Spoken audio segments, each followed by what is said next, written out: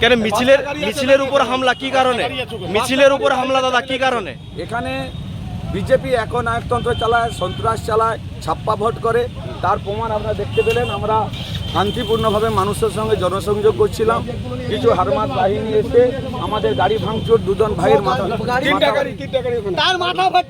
ফাটিয়ে দিয়েছে। আমরা প্রতিবাদ করছি।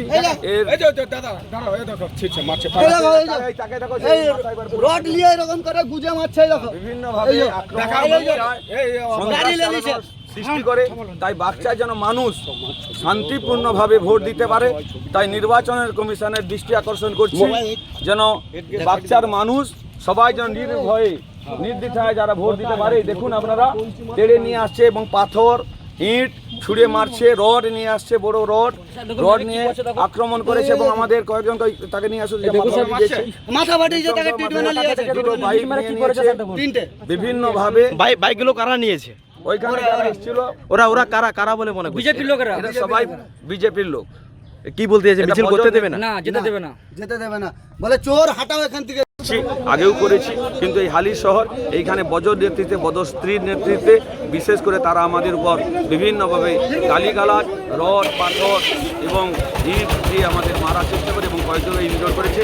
এই জনগণ ময়নাবাসী এর প্রতিবাদ নিশ্চয় করবে।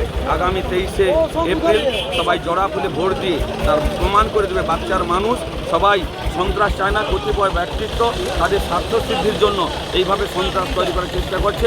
তাই নির্বাচন কমিশনের কাছে বিশেষভাবে আবেদন, এখানে নিরাপত্তা যেন দ্রুততার সহিত নিরাপত্তা রাখা হয় এবং মানুষকে ভোটার ক্যাম্পে যেন বাড়ি থেকে নিয়ে আসা হয়। কারণ বিভিন্ন জায়গায় আজ থেকে পদ অবরোধ, ভোট দিতে বাধার সৃষ্টি তৈরি করছে বিজেপি। হ্যাঁ, আমরা শুনেছি যে চন্দন মণ্ডল নামে তৃণমূল কংগ্রেসের যিনি প্রার্থী, ময়না বাগচা এলাকায় তিনি ভোট প্রচারে বেরিয়ে মায়েদের সঙ্গে বিতর্কে জড়িয়ে যান। যে কারণের উপরে দাঁড়িয়ে ওখানে বিতর্কে তিনি জড়িয়ে গিয়েছিলেন বলে আমরা খবর পেয়েছি, সেটি হচ্ছে যে এলাকার মায়েরা দীর্ঘদিন ধরে লক্ষ্মীর ভাণ্ডার প্রকল্পের সুযোগ সুবিধা থেকে তারা বঞ্চিত ছিল। সেই বিষয় নিয়ে তারা শাসক দলের প্রার্থী বিধায় তাকে হাতের কাছে পেয়ে তাকে নানাবিধ প্রশ্ন করার চেষ্টা করেন। তিনি সদর্থক উত্তর দিতে না পেরে তিনি যেভাবে তাদের প্রতি উচ্চবাচ্য ভাষা প্রয়োগ করার চেষ্টা করেছেন, তাতেই মায়েরা ক্ষুব্ধ হয়ে তার প্রতি অশালীন কিছু আচরণ করেছেন বলে আমরা শুনেছি। এটার সঙ্গে ভারতীয় জনতা পার্টির কোনোরূপ কোনো সম্পর্ক নেই, কারণ ভারতীয় জনতা পার্টি এই সংস্কৃতি, এই কৃষ্টির সঙ্গে বিশ্বাসী নয়। ভারতীয় জনতা পার্টির যে আদর্শ, সেই আদর্শ শ্যামাপ্রসাদ জি দেখানো আদর্শ, দীনদয়াল উপাধ্যায়ের যে মার্কে আমরা পাথেয় করে চলি।